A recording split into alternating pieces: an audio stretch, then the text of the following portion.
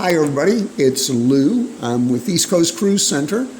My wife and I were recently on the Carnival Mardi Gras out of Port Canaveral. We sailed in January of 2025 and thought we'd give you a little review of the ship. Mardi Gras is a huge ship. It weighs 181,000 tons. Over 2,600 staterooms, over 6,300 passengers. She is big. And because of this, we were very apprehensive about our cruise being crowded with long lines for everything, food not that good, just those things that you get concerned about when you are going to put yourself in with a gazillion people. But I'm happy to say we did not find any of that to be the case. It was wonderful. The ship's plan seemed very well thought out.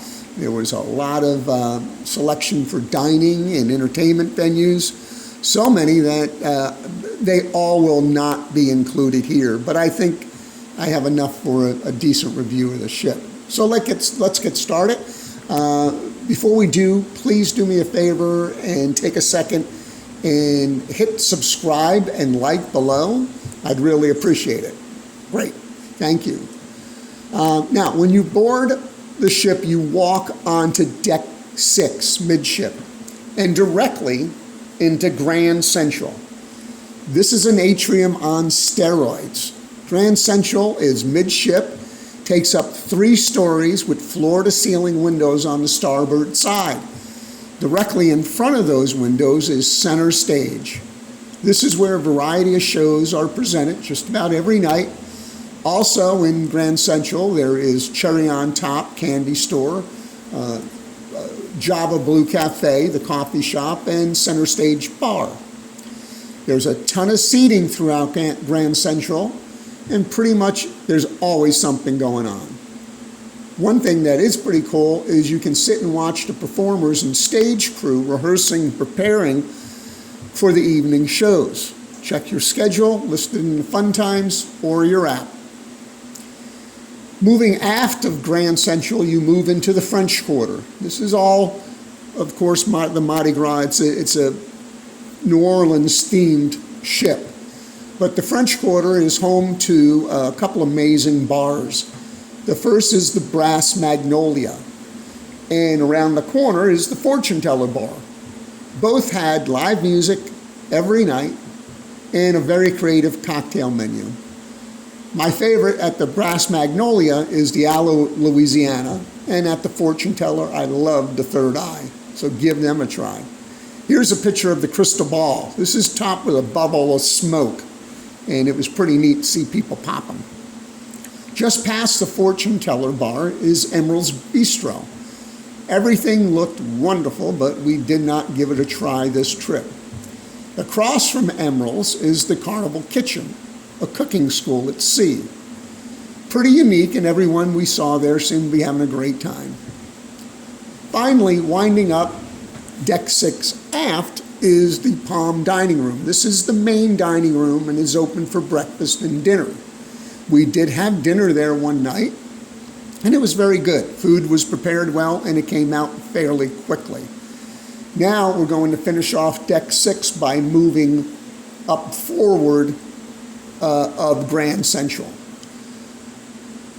Here you'll find the piano bar, which is always a blast, of course, and Punchliner's Comedy Club, which we didn't go into this trip. As a note, if you like the comedy show, they also had shows in the Limelighter Lounge on deck 7, which we'll get to in a second. Either venue, you want to get there as early as possible because it does fill up quickly. Now, forward past the elevators, you'll find the fitness center, which does not offer a locker room. It's the first ship I ever went on that they didn't have a locker room for the fitness center or restrooms. They had one small restroom, one person at a time, just outside the entrance, and I really didn't care for that. Across from the fitness center is Cloud9 Spa. I don't really do the spa, but I did take a quick tour with one of the employees, and it was really nice, especially the thermal suites. Lastly, as far as deck 6 goes, I have one of the best tips for this ship that I can give you, and it has to do with the Mardi Gras Theater. Now, the entrance to the theater, the main entrance, is up above on deck 7. And the line to get in starts building up about 30 minutes or more before the doors open. But few people know that right beside the entrance to the spa on deck 6, you'll find a long hallway. Walk down that hallway and it leads to a door that opens to the very front of the theater. I would go there about 25 minutes before the doors open. The crew would actually open that door a minute or so before they opened the main doors on deck 7. Once they opened the door, I and the other 10 to 15 in-the-know people would walk right up to the front rows. That was pretty cool. So that wraps up deck 6. Onward and upward. Walking up the steps, you'll go up to deck 7 forward.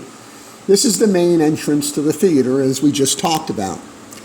Then moving back towards midship, you have the casino, which continues up into the Grand Central area. Walking past Grand Central, you have the fun shops, and then you come to the Alchemy Bar.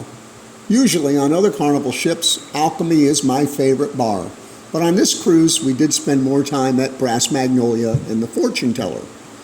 With that being said, Alchemy is home to some of my favorite cocktails, including their Cucumber Sunrise, the Spicy Martini, the Spicy Pineapple Martini, I should say, and the Island Old Fashioned, which is my new favorite.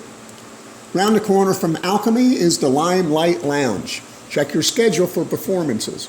We attempted a comedy show, but we're late and couldn't get in, so again, get there early.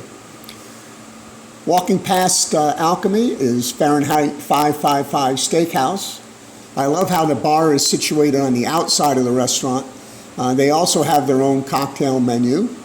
My favorite was their what they call the Highland Smash. It's a Scotch-based drink, so if you're not a Scotch person, you may not like it. It's $52 for dinner at Fahrenheit 555. And they really have my favorite appetizer anywhere, which is the smoked oysters. It's fabulous and a great presentation. Past Fahrenheit 555 is the upper floor of the Palm Restaurant. And there you go. That was quick. That wraps up deck 7. Onward and upward. Starting deck 8 forward, you have the Havana staterooms and suites. This is an area of the ship exclusively for Havana guests. The outer staterooms and suites feature nice porches with a cozy little seating area and lounge chairs. It also has its own very, very small pool. The Havana bar is situated at the entrance to the Havana area. The bar has an outdoor portion, which is for Havana guests only, but the interior of the bar is for all guests, and it's a great little place. They have terrific music at night, so check that out. And they also have lots of comfortable seating areas.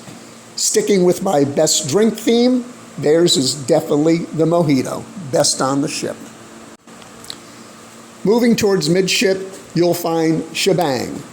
This is a Mexican-Chinese fusion restaurant. We were going to try it out because it sounded good, but everyone we spoke to that ate there did not have many good things to say about it, so we decided to skip it. Now, one thing I will say that Carnival does on Mardi Gras to take the burden off the main dining room is they allow guests to dine one night for free at both Shebang and Cucina del Capitano. After that first experience, if you want to eat again, it's $8. Continuing midship, you will find Bonsai Sushi, which is a la carte, but the prices are reasonable, and I always enjoy my meals there. Next door to it is Tapanaki, which is a Japanese restaurant, costs $57. Continuing aft, you come to what I call Little Italy on the ship.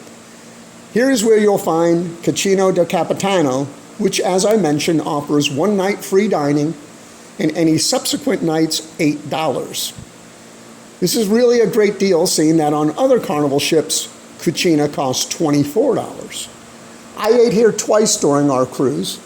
The meatball and calamari appetizers were very good, and as for entrees, you could not go wrong with the short rib, The eggplant was good, as well as the chicken parmesan. Next door is the Pizzeria del Capitano. Unlike pizza places on the other Carnival ships, this one had a great system and they got pizza in your hands fast. Across the hall is Bar Della Rose that offers a great espresso martini. The bar also has a nice outdoor section, but keep in mind it is right next to the smoking area. Last on the Italian section is Piazza Panini. They made paninis and other grab-and-go sandwiches. Very popular. Just past Little Italy was Rudy's Sea Grill. I believe the price was $52. Again, it looked amazing, but we just couldn't fit it in. Just a side note, this was the third week of a 3-week vacation, and we were pretty dined out by the time we boarded Mardi Gras. We ate very light on the ship. Past Rudy's is guest services, and then you'll walk down and enter Summer Landing, which features Guy's Pig and Anchor Smokehouse. It's a nice, big, relaxing area with a full bar, its own brewery, lots of tables, games, and entertainment at night. Welcome to Flavor Town. If you head out the door on the port side, you'll find the outer section of Pig and Anchor. And if you walk a little forward from there, you'll find a nice quiet area with lounge chairs to relax and watch the sea. Great place to go and hang out if you're staying in an interior room, especially this cozy little spot. Walking back around the very aft of the ship, you'll find the patio pool. This is a nice little infinity pool. And again, it never seemed to be too crowded. Going around to the starboard side, you'll find the watering hole bar. Great place for an ice cold beer and watching the sunset when you're heading south. Now, deck 9 through 15 are all staterooms, so we're going to jump up to deck 16 aft. Here on 16 aft, you'll find Shaq's Big Chicken. This is really good fried chicken, and it's very popular, so there is usually a line. But they move guests through fairly quickly. They also offer a really good chicken biscuit for breakfast. On the back of deck 16 is the Tides pool. There's also 2 nice big hot tubs. If you were to go into deck 16, you'll find the buffet. We're going to skip this as I think people don't really like being videoed while they're stuffing their face. I will say this, food was very good and there were lots of options.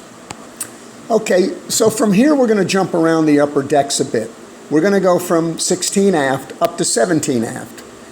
Here you'll find some really nice seating areas. And again, if you like saving money and getting an interior room, this is a really nice area to come and hang out. Deck 17 midship on the port side is Club 02, which is for teens 15 through 17 years old. And conveniently located next to the teen club is Guy's Burgers, which has a nice layout with plenty of tables, although many people take their food back to their lounge chairs. Once again, we're making a jump up to deck 18 aft. Here you'll find the ropes course, Carnival Waterworks with some great water slides, and mini golf, which was very popular. Going up one more deck to deck 19 aft, you'll find Bolt, the ultimate roller coaster. This was a blast. It cost $15 for 2 laps around the track. And actually, it's a bit more intense than I thought it was going to be, but it was a lot of fun, so do it. Deck 16 midship, you'll find the beach pool. There's also, like on most other Carnival ships, you have the Red Frog Bar. And this takes up 2 stories. It's on 16 and 17. The 2 decks make ample room to grab your favorite drink without too much of a wait. Also, there's plenty of tables for overlooking the pool. Also on deck 16 across from Red Frog is Blue Iguana Cantina, one of my favorites for breakfast and lunch. Opposite that is the Seafood Shack. We did not eat there on this trip, but we have eaten at the Seafood Shack on other Carnival ships and really enjoyed it. Moving up to 18. Deck 18 forward puts you on the Serenity Deck. Mardi Gras Serenity Deck is very spacious, has a variety of seating, a nice bar area, swimming pool, and a nice little place which they call Fresh Creations. This makes fresh salads every day. It's a little line when it first opens, but throughout the day you can get in and out of it pretty quickly. Just above the Serenity deck, on deck 19 forward, is what's called Loft 19. This is a premium area that requires a fee to use. The cost is about $600 on sea days, $300 on port days. That is for up to 6 people and includes a bottle of champagne and a cheese plate. During our cruise, I never saw anyone up there. They did allow me to go up and take some pictures though. That pretty much covers it, folks. It's a big ship with lots to do and lots to see. I will say what I enjoyed most was the amount of top-notch entertainment Mardi Gras offered, whether it was one of the productions in Grand Central or in the theater or the musicians at any of the bars. If you think you'd like to cruise on Mardi Gras, please give me a call. I'd love to help you out. East Coast Cruise Center works with all major cruise lines. If it floats, I can put you on it. Last but not least, please hit like and subscribe below. And if you have any comments, I'd love to hear them. Y'all have a great day. Bye-bye.